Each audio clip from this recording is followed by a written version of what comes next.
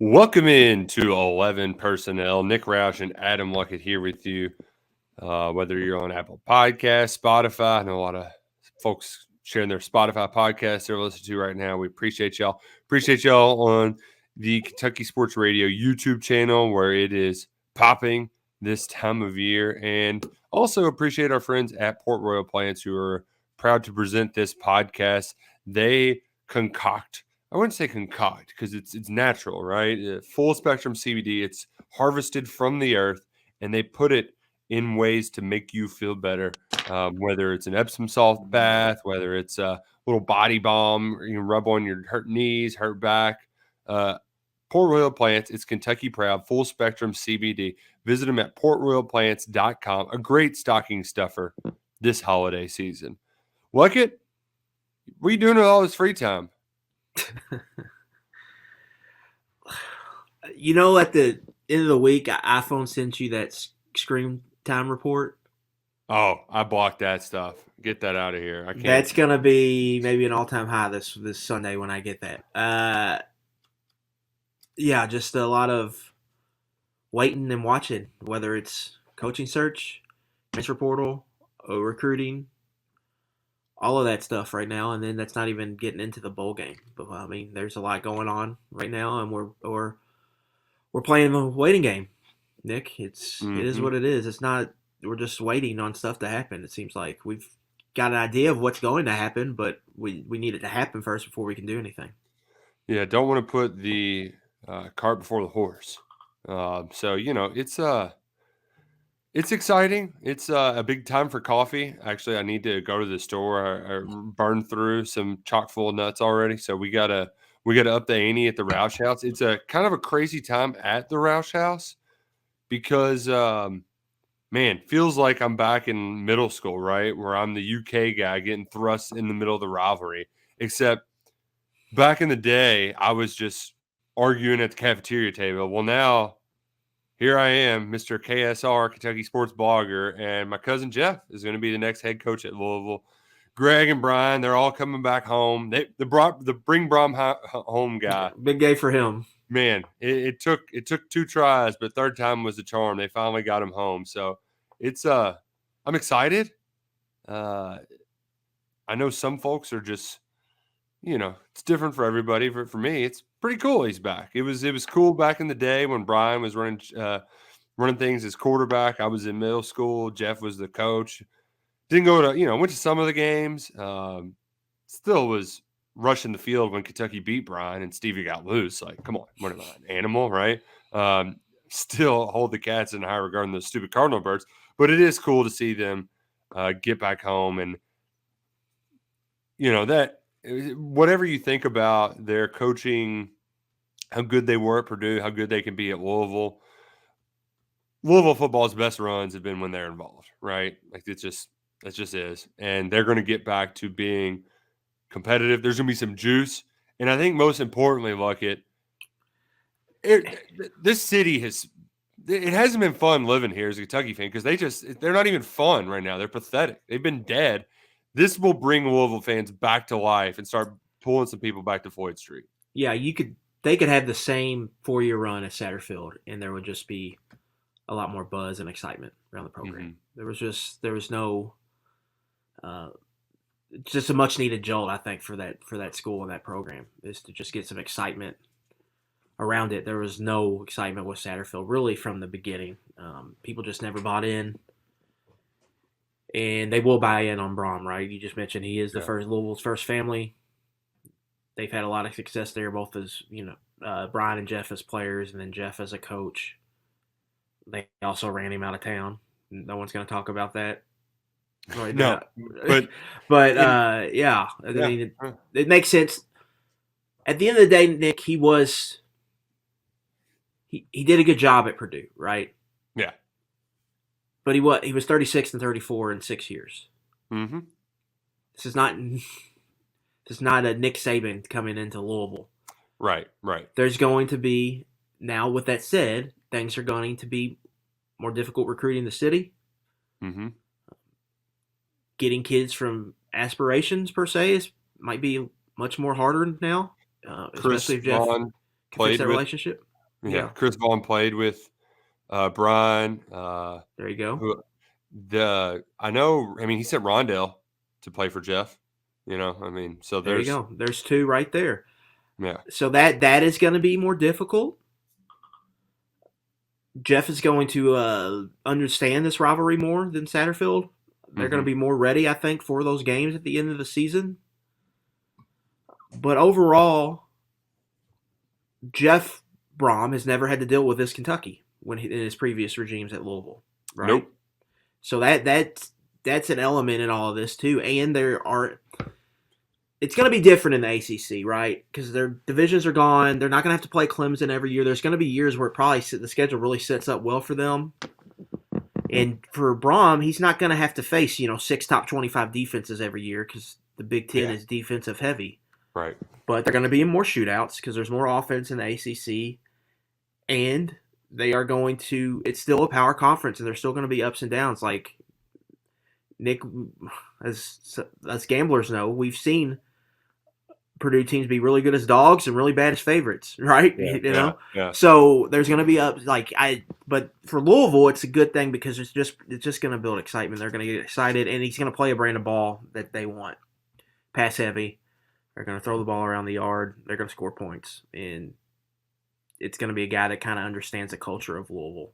He's going to yell at referees, and they're going to get excited about him berating referees and showing his pregame speeches and all that. And he's just a Louisville guy coming home. So there's going to be a lot of excitement around that. But Kentucky's still here. Kentucky's not going anywhere. Mark Stoops just signed this big extension. Mm-hmm. They're still going to be here. And my big point with all of this is they still have to go through Kentucky right now. Kentucky kind of runs this rivalry, kind of has ownership of the state, and they're going to have to knock that off. And overall, to me, it's going to be hard for this state to have two good programs at the same time. I think it just is. Just from a player standpoint, it's just going to be hard, I think, for both of these schools to be good at the same time. They never have been. And so seeing how this plays out over the next 4 or 5 years, I think it's going to be really interesting. Because Brohm's going to be there a while. And this is their longevity move for Louisville. And this isn't going to be a 3-4 year tenure. Like he could have a 2-10 season mixed in there, Nick, and I don't think he's going to be in any danger of getting fired. Like this is their guy they're riding with. So we'll see how it all plays out. And it goes back to what I brought up during rivalry week just 2-3 weeks ago. Pendulum swings fast in this rivalry, and we very rarely had both sides be good at the same time. It might a little 6-6, 7-5 there here and there, but this game ultimately does a good job of determining if you've had a good season or a bad season, and that's not going to change. What it is, I after following closely for as long as he's been coaching, it's pretty clear I don't want to say the scouting report, but like how they're good versus how they're bad. How they're good is by dialing up some weird plays, turning an average recruit quarterback into something really special, and then getting like 2 stud wide receivers and just going to town. Like he doesn't need much to be successful. In fact, recruiting, I would say, is his biggest weakness as a coach. I don't know how he's not been able to get a blue chip quarterback ever, but he just hasn't. Brandon Doughty might be like one of his most prolific passers that he's been able to get, and that was at freaking Western Kentucky at transfer. And on defense too, it's been an issue. Yeah. Finding coordinators. I mean, he hired Bob Diaco. He's been able to hide in the Big Ten because their offenses are so bad. Specifically in that division, it's very run heavy, right? If you can stop the run, you're going to be okay. But he's churned through defensive coordinators there. Like, who's he going to hire there, and are they going to be able to stop people, or are they just going to be like a Wake Forest where their defense is bad every year, and if they get you in a shootout, they can win, but if not, you can be in trouble. And so that's going to be interesting how he handles that, because Louisville had one good year on defense under Satterfield, but they've been bad culturally as a defense for 5-6 years now. Yeah. And then this year they just changed schemes and they got aggressive and they had a bunch of 25-year-old dudes playing on their defense. Mm-hmm. They're not going to have that moving forward. So how does he fix that? Will be another thing to monitor. monitor there, because defenses, it's not, you don't fix those quick. They'll just look at Kentucky for an example. Like, that takes time, and you got to establish what kind of ball you want to play, and you have to recruit to that.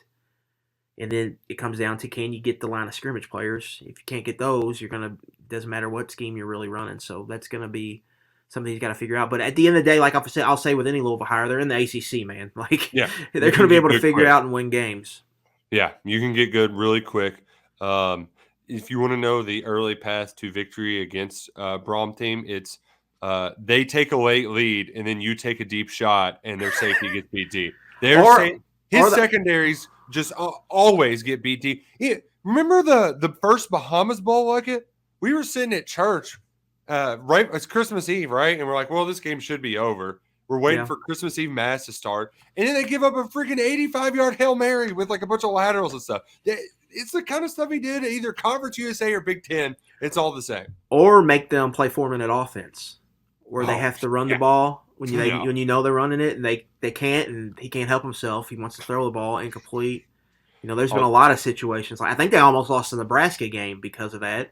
Yeah, people were really upset at Iowa because he wouldn't just run the ball, which was the weirdest thing about his Purdue tenure, is because his teams at WKU did not struggle to run the football, but they could never get anything going there. So that's going to be one thing I'm gonna be monitoring him, his offenses moving forward here at Louisville. Can they get that ground game going at all? But I mean, Louisville hired a winning Power 5 coach who plays, like, you take the hometown element out of it. That's a huge hire, yeah. You got a P5 coach. You got one that is familiar with your program, being an assistant here before, and you got one that plays the style of ball you want, which is pass heavy. He's going to score a lot of points. It's going to be exciting. It has a track record of pulling upsets. So when you play big teams, he's going to have your team ready. That's, I think, going to really excite the people around there. Yeah, and he's coming off of winning a division, right? Like, he just played in a conference championship game. So I do want to address something, because I know it's the question on everybody's mind. If you all are unfamiliar, yes, we are kin. We are relatives. Our mothers are sisters. And the question I know on everybody's mind is this Roush's last podcast? And the answer is maybe. Everybody has a price.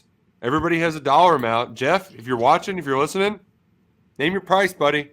You can get this guy, all right? You don't need Rocco over there when you can have Rousho running your media operations department. So just saying, for the right price, you might be able to get this guy on your side, which I'm sure would just make the folks on Twitter very happy. There'd be some takes that day. There'd be some wild takes that day. But seriously, special advisor to the head coach, $100,000 a year? Sure. Yeah. Sign me up. Like, I'm good. Take me. Either way, though, it's going to be an exciting rivalry. It's going to be a lot more juiced up. But don't you worry, folks. I don't think Jeff's going to pay me a bunch of money to just wear a Cardinal Bird logo. Although I am going to have to stop tweeting about Jeff and stop betting him every week when we talk about picks. So get ready for that. Get ready for that. I'm gonna miss the Purdue underdog principle for sure. Hammer down, boiler up. Yeah. And I don't know. I don't even know who's going to be on their schedule next year. Their first game of the year is Georgia Tech in the Mercedes-Benz. Who scheduled that? Well, they play that one, and they play Indiana and Indy in the dome up there. Louisville on their scheduling. And then I believe they've got Murray State or somebody in state, and Kentucky. That's the non-con. Yeah. Right there. So is Georgia Tech technically a non-conference game? No, it's a conference game. Okay. But they scratched divisions. I don't believe they have Clemson on the schedule next year. I think they get Notre. No, they don't get Notre. They get Notre Dame in a year coming up here. Right. But so I know the folks are buzzing right now in the city of Louisville. This is the biggest win for Louisville fans since Lamar fumbled and then won the Heisman. People forget he did fumble in between Heisman poses. So big time in the city of Louisville. First good moment for Louisville fans in 4 years. Everything has sucked for them. Now they can kind of puff their chests a little bit. They're going to start pouring Crown Royal all over themselves and shaving, really lining up those beards. The black and milds. are going to be the smoke's going to be all up in the air. It's a great time to be a Louisville fans. Enjoy it, folks, because you're still going to keep getting dunked on by the Cats. Can't wait. Well, we got here though because of some unprecedented changes early on in the week, and that's Scott Satterfield leading for Cincinnati. And Luckett, I think you don't want to see Louisville get better, but it's also nice to get your biggest recruiting competition kind of out of the way because Scott Satterfield versus Vince Marrow in Ohio, I think we all know who's going to win that battle. Yeah, I think the big worry here with Cincinnati opening, like you didn't want Deion Sanders or Brian Hartline there. Somebody that was going to come in and really kind of dominate recruiting. You wanted someone that was going to be easy to get head-to-head wins over. Now, we need to be honest about this. Kentucky and their Ohio recruiting operation, they're not going in and getting top 200 type players, recruits, typically. I think the last top 200 recruit they got from Ohio was Lynn Bowden. To say, was it Oates? Oates might have been close. Yeah, he wasn't ranked that high. He was like around 300. But Lynn Bowden was the last one, I think, was kind of like up there that high. Alex Safari was the top 250 player, so you could throw him in there. So one in the last 4-5 classes. Mm-hmm. They're not typically getting top of the line, especially with Ryan Day at Ohio State. Ohio State's just taking all of those guys for the most part. But where Kentucky can really make some hay is kind of these high 3 stars to mid 3 stars to kind of supplement their class and fill their class in Ohio. Cincinnati has made that a lot harder last couple cycles, specifically this one. And so getting that out of the way is going to, I think, help a lot. They're going to have a lot of head-to-heads here with Scott Satterfield and his staff. Historically, they have won those way more than they've lost them when they've gone head-to-head. And from what I've kind of uncovered this week, the NIL situation at Cincinnati is not great, so you add that in there. That should be a favorable matchup for Kentucky. And I think that's important to realize moving forward. And there's going to be a couple guys, I think, in this class that were former Cincinnati commits that could join Kentucky's class. Obviously, Kamari Anderson is visiting, an official visit this weekend, just had an in-home. Now, he's not from Cincinnati. He's from Detroit. Right. But that's in the area Cincinnati was getting into a lot was Detroit. So if they could get Cincinnati out of there and get back in there, that could help a lot. So I think this is a good development, I think, for Kentucky's talent acquisition department, is to get in there and get more of a foothold into southern Ohio, central Ohio, and being able to recruit and record some wins. And really, they really missed that in this 2023 class, because usually, Nick, that's where they get momentum early in classes, is getting a couple Ohio kids committed, getting a couple in-state kids committed, and get the ball rolling. They just didn't get that this year, and that really put them in a hole, I think, that they're still trying to climb out of in this class. And we've never been delusional to think that Kentucky would be the number one choice for Ohio kids, right? But the goal is to be number 2. Right. And early on, Vince had a lot of success kind of stepping in front of Michigan State. And to allude to your point, like some of those guys that you would get that don't necessarily jump off the page on signing day, but turn into stars, Luke Fortner, one of those dudes, I mean, just, all right, ho-hum 3-star Ohio lineman, like put him in there. Now he's this NFL starter. Josh Caddis, I never thought that dude was going to amount to anything. I mean, Carrington Valentine. Yeah, I mean, like those are those kind of middle of the pack, just mid 3-star.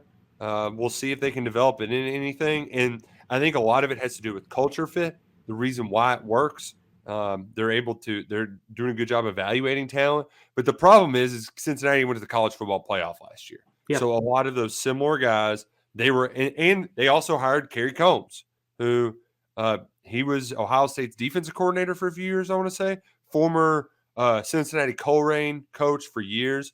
And if you've ever, I doubt many of y'all have been to Colerain, but I played some basketball games up there back in the AAU days. And like the entire wall is just full of all of their, forget the name of that conference. Is it the Greater Valley, Ohio Valley Conference or something? It's the GLC maybe? GCL, I think. Yeah. Greater Cincinnati League or something like that. Yeah. I mean, just year after year after year. He was the coach then, and he became Cincinnati's lead recruiter under Fickell. I have not seen any development in that front, but it sounds like Satterfield Scott. Satterfield said he wants to keep him. He's Okay. already talked to him, but we'll He's see. brought a lot of his own guys, so hopefully there's friction between Brian Brown and Combs or something. Well, I think But you could keep him as like an associate, kind of like Vince role, right?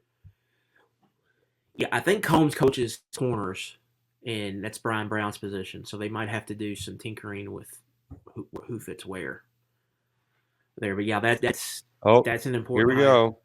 What's going on? Breaking news: Will Levis going pro. All right. We need a little breaking news. So let me okay, Tyler's gonna find it for us, but yes. Do you want to read it live, Nick? You want to read this quote? Sure. I'll go ahead and read it live.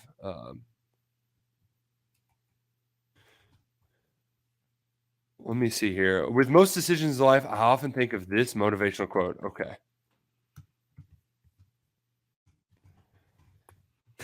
Every great move forward in your life begins with a leap of faith, a step into the unknown. Whatever the risk, that leap of faith, I also remind myself that you only control your attitude and effort from that point forward. All other factors and people are out of your control, but it helps your situations when those people have your back. If I have one thing to hold in my heart from my time here in Lexington, Kentucky, has had my back and everything ahead of me. Wouldn't it be possible the support and encouragement I received along the way? As a Wildcat, I've met lifelong friends, learned from the incredible coaches, built connections and valuable mentors that will guide me through my journey. Because of Kentucky, I've found belief, confidence in myself that I've not reached beforehand. And most importantly, we won some incredibly memorable ball games in my college career. It's been a great move forward.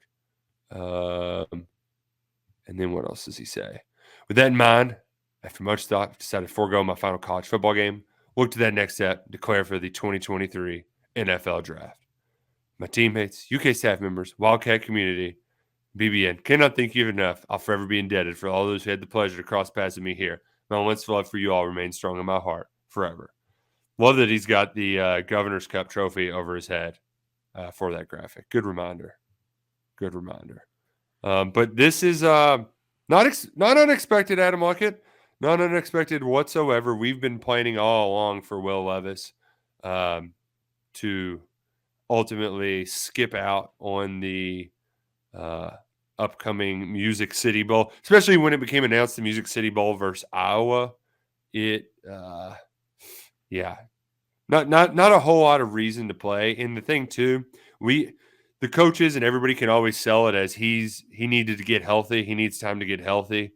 So it's less of an opt out or, he's just banged up. He's got to have this and that and blah, blah, blah, blah. So I think it's a smart move. Some people aren't going to like it, but there's no reason for him to play in this bowl game against this Iowa football team. My first thought here is feels like they've been sitting on this. You don't want to make a decision right after the year, but he's had this probably ready to go since, I would think, let's just say Sunday. I think they wanted to announce the OC before this and then just sneak this in after. I'm wondering if maybe that's a sign that this search is going to go more than a few days after this. You're thinking it's going to be longer? Yeah. Than we expected. Yeah. Well, typically you want to have a search done in a week, Nick. That's typically how they work. This is going 8 days, and we know who the number one candidate is. And there's obviously there's some hand-wringing there about how that's going to happen. So that's my first thought. I'm not saying that's true, or I'm not saying I even know anything. It's just that's the first thing that popped in my head because I thought they wanted to do OC first and then sneak this in behind it. That would have been my thought on how to do it. What about you? You think that makes sense? No, that makes sense to me. Part of me is thinking that.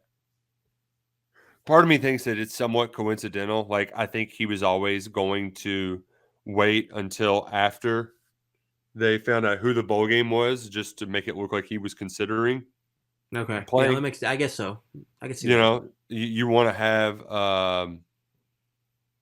you want to have it to where it looked like he was actively considering it, but he never was going to be playing in this game. So I think it had this timeline always feels right, and even part of me, some of me is like, we're not going to let Louisville steal all of the news cycle. Levis, go ahead and pop, right? Yeah. So I I don't think it's as tied to the offensive coordinator search, but I do like that that's where your brain went. Even though, Well, before we get let's just like, what is Will's legacy here? Like, what will we? I guess a lot of it's going to be what he does in the NFL to me. Yeah. You go ahead. So for me, it's the game-winning drive against Iowa and absolutely obliterating Louisville. But I mean, it's hard to, and it's not all his fault. But we had hype out the wazoo, and he was the number one player on an offense that could barely score 21 points per game. And so for me, like, how much did he underachieve maybe, or how much was it just terrible around him? Right. And I think what only is going to establish that, like, when it's just not fair, is what he does like these next couple years in the pros. Well, and it's also what Kentucky does the next couple of years, because part of the reason why Will is a big deal is because he was successful right out of the gate from the transfer portal. And you said, okay, now Kentucky has turned over the page. They can have an established passing game, right? They can be proficient in the passing game. And he kind of broke these narratives that you can't be as successful in the passing game at the University of Kentucky. That only works if his next or he didn't. Or he didn't, because he came here and they still couldn't break through on offense. His second year in the quote unquote system. I mean, it was different. You changed coordinators, but all I'm saying is, like, I just have not hard time. He had a productive career here, and he did a lot of good. But I do think we need to talk about how it just, if he is a top 15 pick, how in the hell was it this bad this year? You know? Well, in Rich Scangarello will become the fall guy. Yeah, I guess so. Right. You know, but I do wonder, because ahead of this year, we were ranking the top 10 players of the Stoops era. And a lot of folks, myself included, thought, well, if he has a good year, he's definitely going to be on this list, but you can't put him there after just 1 year. And I don't think you can after 2 years. He finishes his career ranked 6th on UK's all-time passing list. He was rough math here, 17-8 as a starter. Is that right? 17-7. Take out the South Carolina game because he did not play in that one. So a better record than most. But ultimately, I think his legacy will be determined by if Kentucky can still have some offensive success afterwards, because he played a significant role in getting Barry Brown Denke here. You know, like that. Those guys aren't coming here by kind of association, right? Right. Yeah. So, if this next guy, if it turns out that this was just Rich was that bad, it was a 1-year blip, then we will really think fondly of Will Levis. But if not, then he'll kind of, I don't want to think Mike Hartline, because Will is obviously didn't bring baggage with him like Hartline did, but he won't be revered in this. Like, he would be probably a notch below Woodson, Lorenzen, Couch. I agree. Right. He would be like in that kind of Steven Johnson territory. I agree. This year was just, I mean, it was just disappointing, right? And it's not all his fault.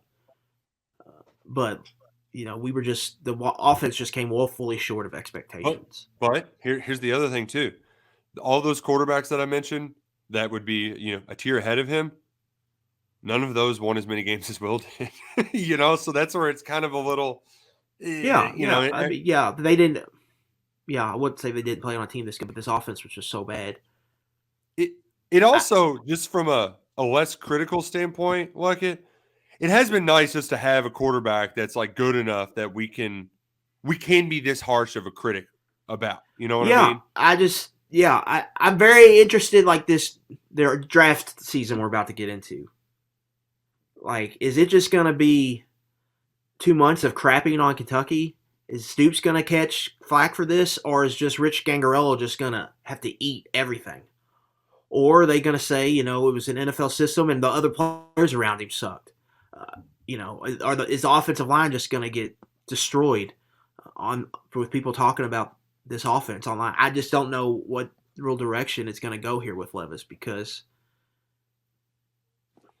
if he's a top 15 pick like the projections say, or what kind of is right now, or even first round, there's going to have to be defending going on to take him, because this last year, like, just if you just pull up numbers, it just why are they not good? Yeah. Yeah. Why are they this bad? Why could he only part of being an NFL quarterback is leading your team right and creating stuff and making stuff happen. If you want to be a franchise quarterback, why could he not go create scoring drives for his offense? Like, what all went on there? just something to point out, I guess. Yeah, but we're gonna get deep into that over these next few months. Right. But it's just like with the whole season, it feels just like Kentucky just left so much meat on the bone.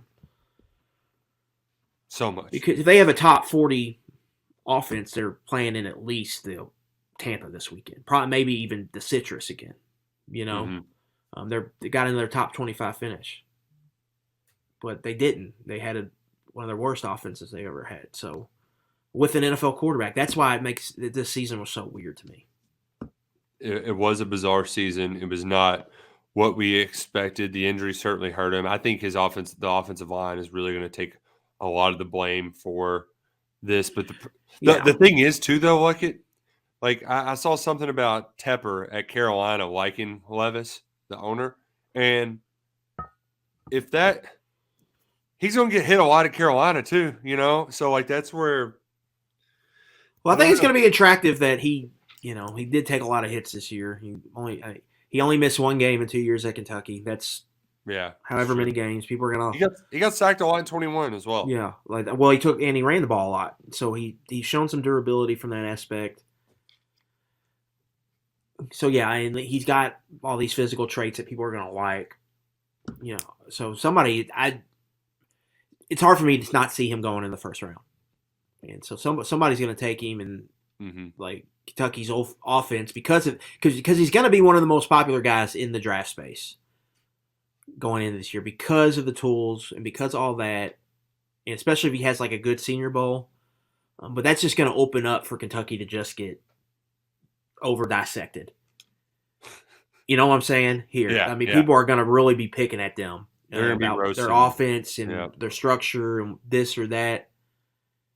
And so I'm just interested to see how that plays out and how they kind of battle against that, because they are going to get really, I think, poked and prodded through this process. Like, how was it? How are you not better with maybe a talent like that at quarterback? Can I also add too that there's one other take that folks are going to have that I don't think you will, but my good Kentucky roll call partner, he's already had that, like, opting out of bowl games is chicken shit, for the lack of a better word. Like, well, it's your team. You got to be there for your team. Kentucky's done a great job of having a culture that doesn't opt out of bowl games, thanks to Josh Allen. But here's the thing. Every situation's different. I think it's positionally based particular, but also, like, this game, right? Most notably for me is it's this position. It's playing quarterback and getting beat up a lot. There's a lot more risk than being in the trenches. There just is. When you're kind of a sitting duck back there in the pocket, not to say that would not be his fault, but I'm never going to blame a guy in his situation to opt out in this scenario. Now, if you're if Benny would have opted out with a record on the line, then that would have been kind of weak sauce, right? 3rd round draft pick at best, opts out of a bowl game.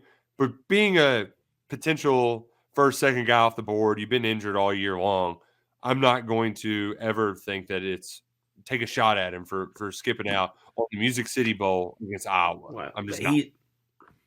you also got your coach. You fired your offensive coordinator. And they won't say who's going to call plays, and they got some weird think tank going on.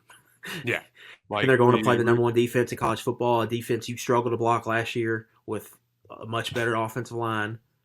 Yeah, I mean, it's like 4 times in that game, I believe. These guys opting out suck. Like, it does suck. It sucks. It's not good for the sport. It does suck. But yes, until they figure out a pay structure for these players, until they make them employees, I just don't know how you fix it. You know, I think the bowl games could try to pay these guys to play, but at the end of the day, the NFL is just a much stronger sell. Like, that's what they're trying to get to. They're not trying to get to college football. They're trying to get to the NFL. And so I just don't know how you fix that. I think you could make the case that Levis should play in this game because he left a lot on the table. It'd be another tape against a good defense, a defense he's played well against before, come out and put something together.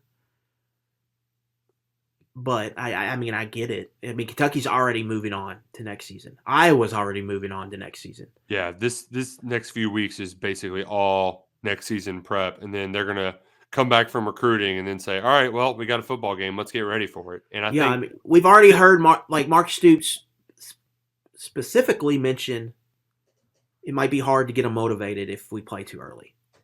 Yeah, I thought that was interesting that he used that word. And I thought, well, it's probably going to be hard for them to get them motivated at the end of the year too. Poor quarterback is opting out. You don't know who your offensive coordinator is. You're playing the same team again. The fan base is going to be split because you got multiple stuff going on New Year's Eve. Mm-hmm. And so I am not expecting much from this bowl game. It is very much a throwaway a game. Even more so than the Gator every Bowl. area. Right? Like, even more so than when they were 4-6 after the SEC season. You got Vince Merrill calling plays. At least you had a lot of dudes coming back.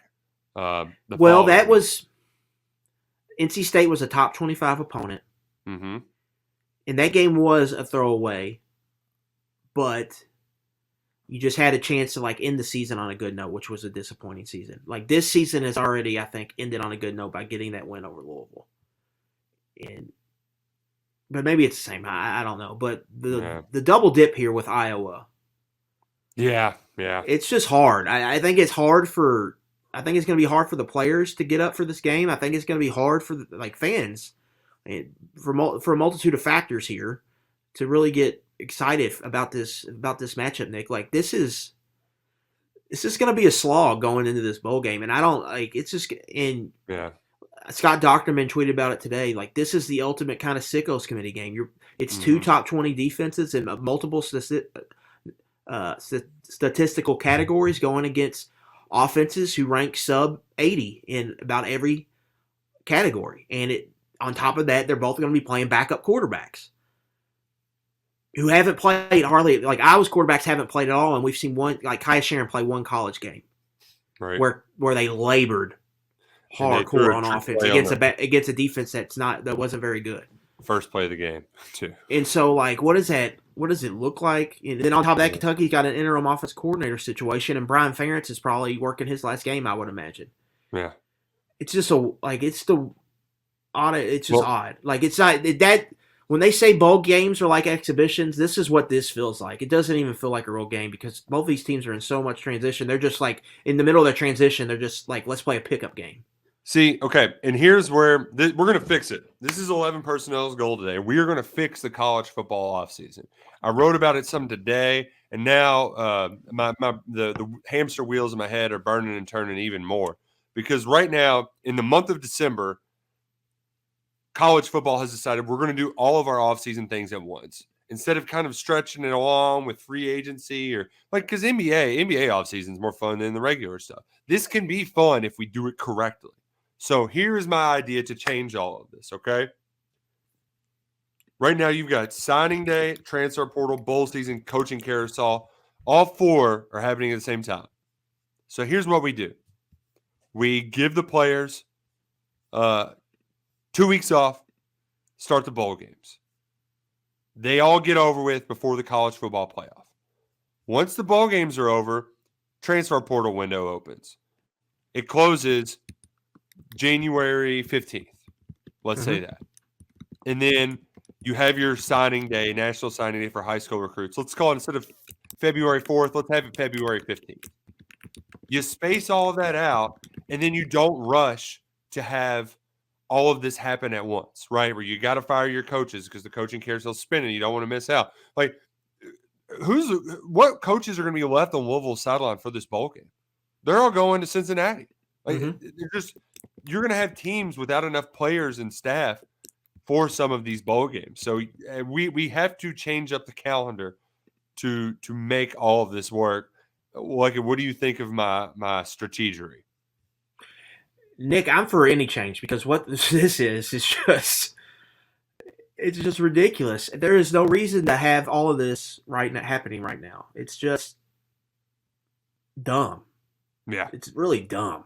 Really dumb. In a sport that is not fair at all, because one conference has a lot more money than others. Some schools have a lot more resources than others, even in their own conference. You're really putting some of the smaller guys at a disadvantage here because they don't have the manpower, right, to get all this stuff done. Where they would need more time to like siphon through things. They're not giving them that at all. It's just really silly. And from an exposure standpoint, I think they really hurt themselves. Yeah. College football could really kind of but they could be a really big player throughout the offseason about getting attention instead of doing everything at once. Yes. Well, and think about the NFL playoffs. They're exciting. They kind of own that conversation in January. You could get a piece of that, right? During the week, you could get a piece of that. Yeah. Well, I mean, it could hurt. That's when people start getting to college basketball. But you got football stuff going on. People a lot, and specifically in hotbeds of this country, they're going to get real into that and they eat stuff up. And instead, everybody gets information overloaded right now. Yeah. It's just too much going on. Yeah, it's a lot, and it's led to us to. I don't know. What else were we going to talk about today? It felt like there was a lot of stuff happening, and then you just get one bit of news, and then whammy, right? Yeah. But we have lots of stuff happening still in the transfer. So should we go to the transfer portal, offensive coordinator search? Where should we go next, Luckett? Let's do OC search. We've kind of touched on this. Tell me what your thoughts are, day 8, Nick, of the coaching search here, Wednesday, December 7th. I am not I'm just waiting for I'm not even considered anxiety anything. I think it's Liam Coen, and if it's not announced Friday or Saturday, I'll start worrying. Even though you had that deadline, we heard 24 to 48 hours. Ideally, you get these done in a week. I think this was going to have to wait until at least that Thursday night football game for it to happen. Yeah, I think my question is when's the hard out? What is Mark Stoops' hard out? When does he have to move on here? Because in a normal year, you could just wait till the NFL season's over, but you can't do that now. If this was 5 years ago, you could just wait till the Rams play their last game and then hire him. But you cannot do that now. And so that's the tough part here. I don't know what that hard out is. And so figuring that out, it's going to be interesting. I think I said last week, I would start to question if it's going to happen when we start hearing other names. So we heard another name this week. And so that gives me pause here that it's a slam dunk for Coen. I think Coen's probably still the favorite, but I definitely think they're looking at other options right now. That other option that we know of was Gino Guidugli, who we put his numbers out this week, Nick. Not great. I mean, it's kind of what we saw last year just from a statistical standpoint. They created more explosive plays, but everything else was bad. And so, I mean, it's his first time calling plays. So you don't want to judge him too hard on that, but we hear every year Mark Stoops talks about how much interest is in this job and how many good candidates they are, right? And Mm-hmm. if that's one of the top 3 candidates, I have my doubts on that. Well, I don't know if it is or not, but that just makes me wonder, like, what are they looking at here? And so we'll go from there. But Monday was a weird press conference with Stoops, I thought. I don't know if you felt that same vibe. There was just a lot of, he came in saying, you might catch me off guard. He was really wanting to compliment Craig Skinner. Like, went out of his way to do it about 2 to 3 times. Like, felt like he was trying to eat up time so he could get out of there, to me. I don't know if you felt the same way. Anytime he got asked about something big picture, he tried to filibuster. Yeah, and then just obviously the Iowa stuff, he would talk about how hard they play and all of that. And that's part of the reason why I thought it felt like Coen, because it's just like, well, I don't want to delay the inevitable kind of thing. Right. So I'm still firmly I'm not too worried about anything as of just yet. I'm just in the camp that I think this is really hard to pull off what they're trying to pull off. To get him to leave during the NFL, it just doesn't happen. These offensive coordinators and coaches, they just don't leave like this.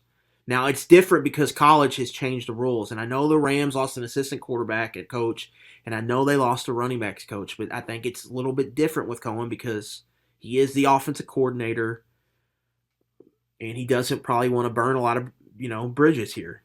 Mm-hmm. He wants to keep a good name because I think he wants to get back in the NFL down the road, and I just think it's.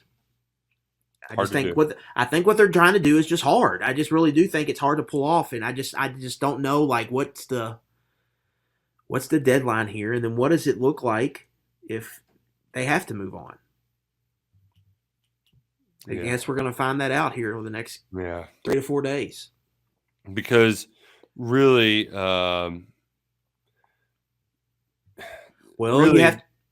portal is going on, and these quarterbacks are going to start making decisions because they want to get in school for spring semester. And if you mess around here and you thought it was going to be one guy and ends up not being that guy, and then you have to reset your search and figure it out, then it becomes a situation like last year where you didn't take your time, where you have to make a decision. Mm-hmm. They're just getting in a tricky spot here. And we'll see how it shakes out. You have pushed your chips in where it's not entirely lean robust, but it kind of is too. It is. I mean, they can say what they want, but it is. We don't know any other candidates. And the search has been going on for 8 days. Yeah, in the way that Matt was hinting around, like, it would be Brian Brohm or Gino Guidugli as other options. And, like, those aren't realistic options. I mean, Brian's going back to Louisville with Jeff, right? Like, that's going to happen. He's never called plays before anyway either. So, like, there's just you kind of put yourself in a tough corner. Yeah. So you got to hope that they can find a way to iron it out. Whatever Mitch Barnhart's got to do, he needs to get done, because Liam Cohen's been the most successful. I don't want to say only one, but I mean, the next highest rated offense of the Mark Stoops era had Lynn Bowden at quarterback, right? Like, they've not been very efficient throughout the Mark Stoops era. That's what they need to fill up the gauntlet. And last piece of the puzzle. Just from a schematic standpoint, I think there was times in the Grand era where they were running some really good stuff on offense and adjusting to their personnel, mostly in the run game. But with Coen, I think it was just they were just doing some really good. They were putting defenses in binds. They were attacking the defenses in certain ways, and schematically they were just as good as I can ever remember them being at Kentucky. And that was with one guy they knew they were going to throw to, and he got him open. Like, he gets the ball in his best player's hands, and he creates for him, and that's a good way to play offense. He's very much from the Mark Whipple tree, and Mark Whipple, he even did it this year at Nebraska with number 3. What is number 3? Trey Palmer. He gets a dude, and he gets them the ball. And so, like, if Dane Key and Barry Brown are the best players next year, Nick, they're going to get the damn ball. Like, that, no matter what it takes, Cohen's going to get them the ball. And good things happen when you get your players the ball in their hands, and that's why I think he would be good again, even if they've got some holes that they didn't have the last time. But you just can't sit around here and wait. You really can't. You can't. They got to get a quarterback. I just don't know what else to say other than that. And I just don't know what happens if he either says no or they can't come to a contract agreement, or if he just doesn't want it, if it's just not right for him to leave at this time. And so we'll see. Yeah. Yep, we'll see. That's Mark Stoops' favorite thing, especially when you're asking about injuries. So we will see. Elsewhere, the portal's still popping. You've got people coming, going, staying, leaving. We're up to 10 now. Is that right? I think my calculation is correct. 10 scholarship, or 9 scholarship, 1 walk-on, and Rasan Lewis. I know some folks might have been a little upset at Smoke's departure. Maybe Drennan's was more of a, well, that never worked out. And John Young was another one who some people thought, well, he could probably play here next year. But he got passed up this year for 1 transfer, and Tayshawn Manning probably was going to get passed up for another transfer next year. So I can't blame him for going elsewhere.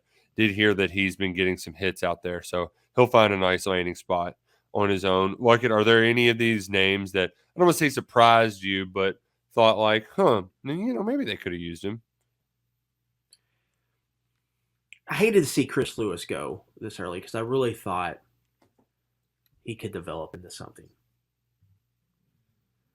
That was, I think, the biggest one. The rest of all of them were expected to me. Don't you think? Yeah. It sounds like they're getting Tanner Bowles. I'm not sure. I thought that commitment might come earlier in the week. I'm not sure when he visited or whatnot. So we'll see.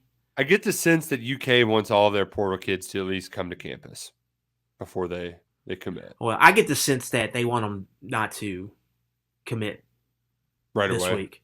Yeah, they want them to wait a little bit, and they're very worried about tampering. Which I don't know why. My rebuttal would be, who are you worried about? Yeah, who's going to get you in trouble? Yeah, the NCAA is not coming down that chimney. Going to whine some more about tampering? The NCAA is not coming down that chimney. They're not messing with it. They're just letting everybody run amok. So yeah, that's the sense I get. I mean, I could be wrong on that, but yeah, I think you get Bowles in here, that takes away, especially if Horsey comes back, any type of playing time avenue at all if you're John Young, because then they're going to have a 3-man rotation competition at guard between Horsey, Bowles, and Jagger Burton, and you don't really fit in there if you're John Young. So that one made sense to me because of that mainly.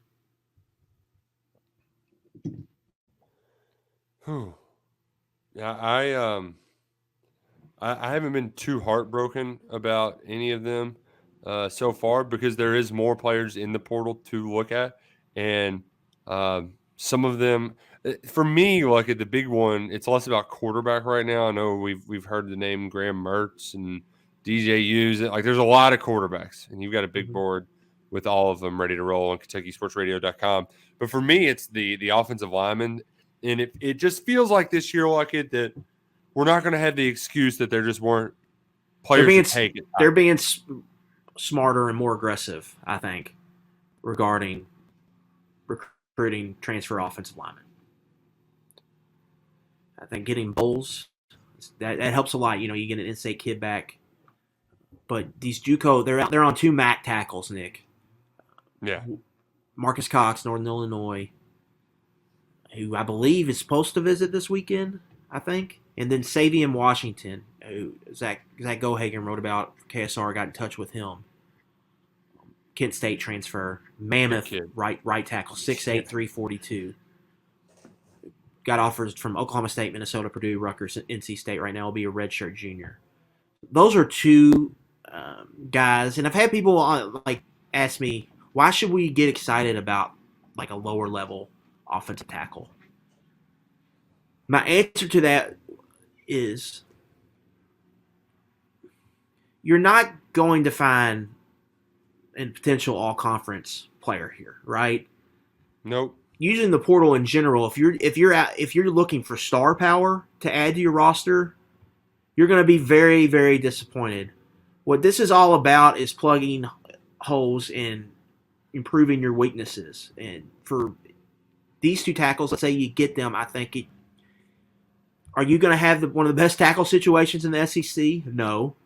But you're going to be in a lot better shape than you were last year. You're going to have quality bodies, and you're going to have competition, and you're going to have multiple players to choose from. Just, like look at Keidron Smith, Ole Miss transfer. Well, I don't think he was great this year. I just think he was solid, and that's just all you needed out there at cornerback. And you were a lot better on defense because of it, because you just had two, I think, very solid cornerbacks. And it's not an obvious weakness. I think the goal is to not make the offensive line an obvious weakness. Yeah. Stats Award, Parker, I can't believe it. I think it's Parker Fleming. He tweeted out a graphic this morning. Yeah. It was like balancing, all right, whose running backs are great after contact and whose lines are great to eliminate contact. Yeah. Kentucky's offensive line was horrible, yards before contact, and Chris Rodriguez in the running game was great at getting yards after contact. Yeah. You need to have that offensive line graphic. You need to move that more towards the middle, right? Yeah. And on pass protection, you can't. Left. Pass protection, far left too. In pass protection, let's not be in the hundreds in sack rate. Like, let's get this more to. Can we get to 70-ish on both of these metrics? If we do, it's going to help a lot.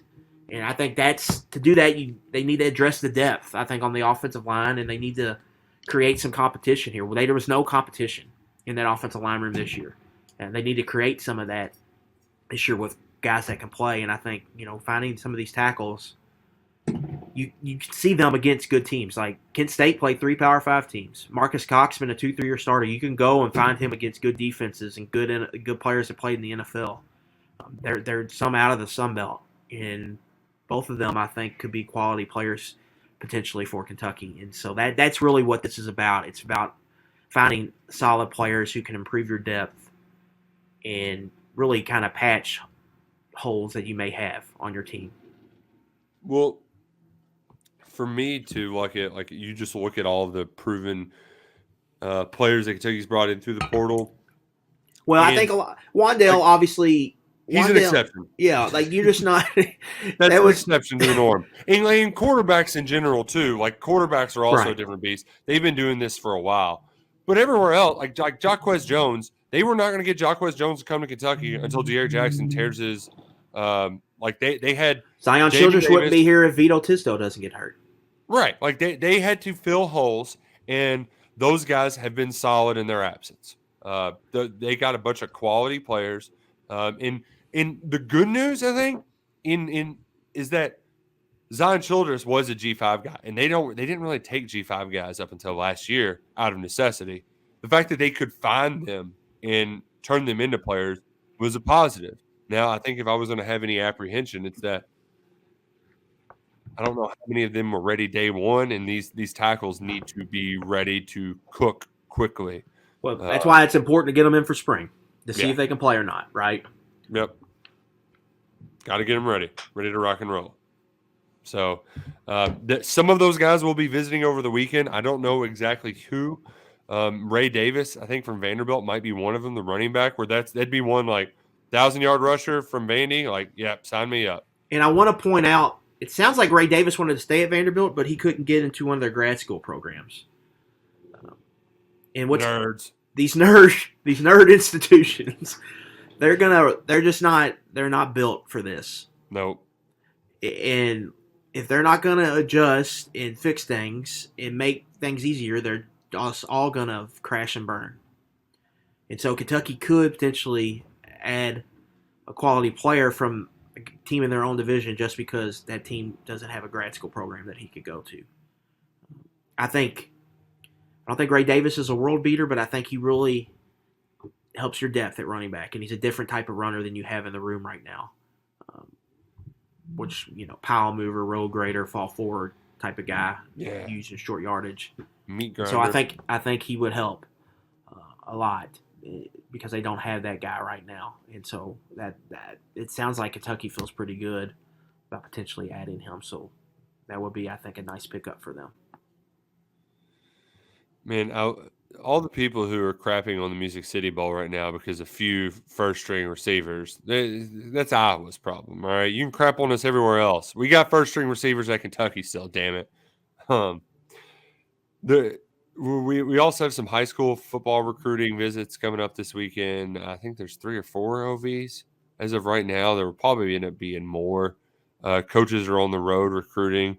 I saw Jamarion Wilcox get the running back target, get a nice bump in the rankings. So if Kentucky is able to close how they've kind of traditionally closed, you get a couple decent sized fish. Kamari Anderson, who we alluded to off the top, the tight end from Cass Tech, get some decent players in there late, then you can still be fishing in the same waters when it comes to overall team recruiting rankings on signing day. Yeah, this weekend they've got 4 officials, I think, with high school kids playing, as we know right now.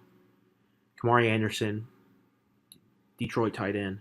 C.J. Blocker, cornerback from Texas. New Caney, I believe, is the same high school as Zion Childress. That's correct. Utah decommit Chris Collins is getting another good-looking player on campus here. Ramir Stewart, who's a safety up in Philly. Now, I believe, Nick, we're recording. I believe Brandon Hillman committed to Notre Dame today. I think so.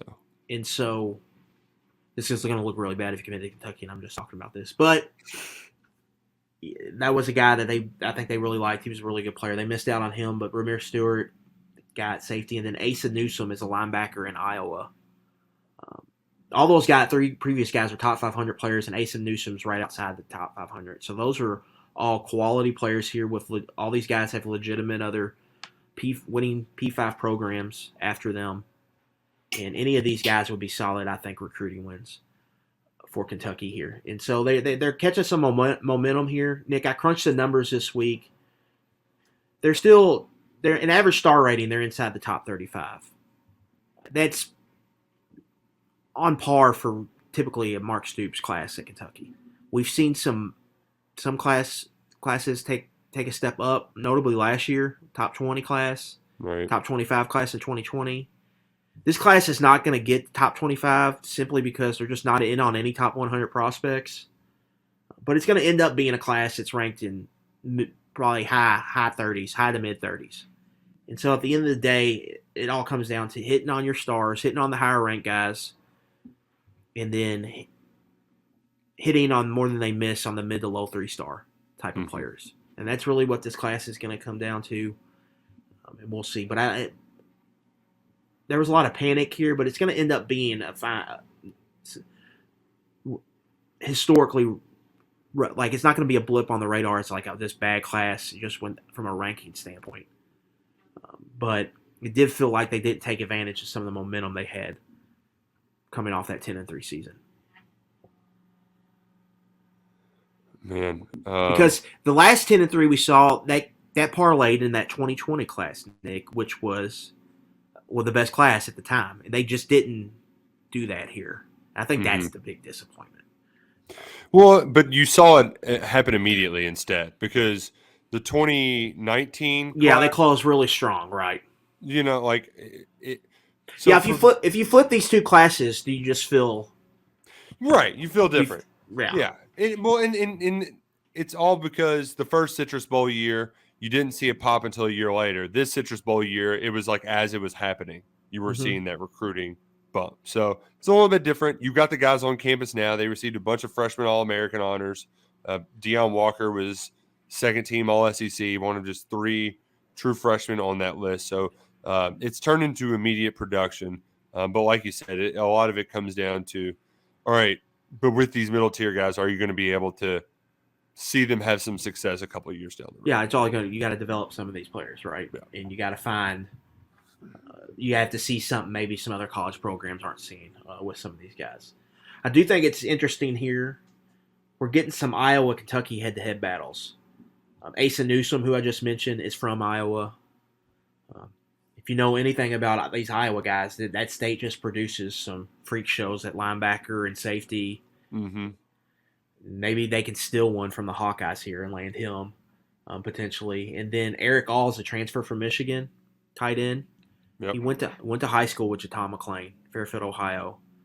I believe he got an early crystal ball for transfer to Iowa, maybe follow Cade McNamara. But we learned from Matt that Kentucky's going to be in on him. And so you have to think Vince Merrill's got a relationship there. Maybe they're going to try to close on him. Now, last year, they got Darian Henry-Young, who was buddies with Jatan, played Little League ball with him in here. And maybe we see that relationship and something come from that. He's 6'5", 250 pounds. He had a good year in 2021, but this year he only played 3 games before going out with injury. So that's going to be one to watch. You know, you talk about a stacked tight end room. You add him to Jordan Dingle and Josh Caddis. That's really something there. Right. And if you're adding another tight end, I don't see them going to any type of spread type attack, right? They're going to want to get in 12 personnel. And so just seeing how that all shakes out with the coordinator hire would be interesting when you've recruited a tight end like they have. You obviously want to take advantage of that. Man, it's just a lot of stuff happening right now. I'm just seeing that Peru's president, not Purdue, Peru, their president, has staged a coup. He's dissolved Congress and the judiciary, and he will rule by decree instead. Pedro Castillo was about to be impeached. So, yeah, just all is normal right now in the world. Everybody's cramming their coups in, their coaching carousels, their transfer portals. Will Levis is sitting out of the Music City Bowl. A lot happening, a lot of news flying fast and furious out the shelves. We appreciate y'all hanging out with us on 11 Personnel. Man, we're gonna have a lot more too. This is just another day at the grindstone, right? Nothing. Same old. So yeah, it's not boring right now. It's boring, but it's not boring, right? Like we're all just sitting here waiting for stuff to happen, but things are developing. I'm very interested in this running back coach hire, Nick, because if this isn't an NFL guy, this hire should have already happened. Why is it taking this long to me? Or I thought it was an NFL guy because it's taken so long, but like why, unless there's a guy employed somewhere and then after signing day. But if they hire somebody this week and it like could have been somebody here in a couple days ago, like why did that take so long? It's just a lot of questions are popping in my head as we sit here on Wednesday, December 7th. But that's what happens in a coaching search. The waiting is the hardest part, and you're trying to get information. You don't know what's real or fake or smoke screen or all of that. And then you can kind of parse through it once everything happens. But we got to get to that point first, and we're not there yet. It doesn't look like we're super close to being there. We're crawling along, trying to figure this all out as we go. A lot of moving parts, and we'll keep on moving along. Keep on plugging and chugging away. Appreciate y'all listening to this week's edition of 11 Personnel. We'll have more sooner or later. And until then, see ya.